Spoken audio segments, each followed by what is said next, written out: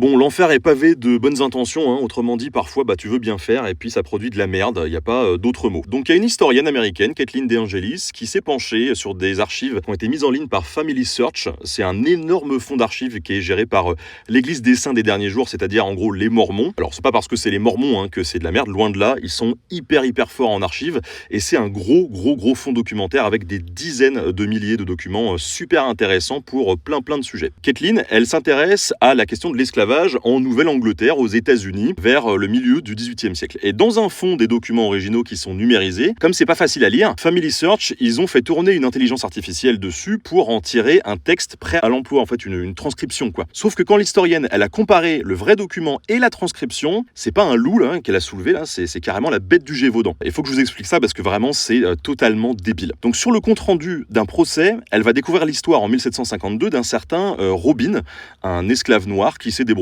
pour faucher l'argenterie de son maître avant de se barrer. Bon, ça a foiré dans les grandes largeurs, hein. Robin, il se fait gauler et il finit revendu à un médecin de Boston. Mais bon, ça c'est vraiment pas la question. Dans le document d'origine, Robin, il est désigné en anglais comme Robin Negro.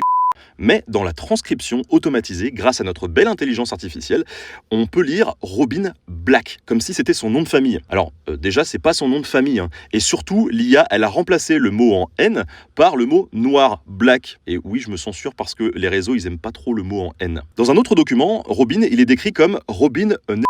Robin un nègre.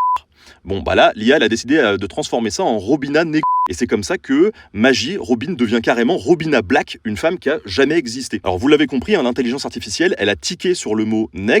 Et comme elle a été conçue pour virer des termes offensants et insultants, le mot il a été remplacé. Et apparemment, c'est pas un cas isolé, hein. Sauf que ça se comprend pour des textes contemporains de notre époque, mais là, ça concerne quand même des archives. Et quand elle corrige des archives, l'IA, elle efface justement le vocabulaire du racisme et de l'esclavage. Quand on enlève le mot des documents du XVIIIe siècle, en fait, ça revient à gommer les mots de l'esclavage jusque dans les archives de l'esclavage. Et ça, je suis désolé, mais c'est très problématique.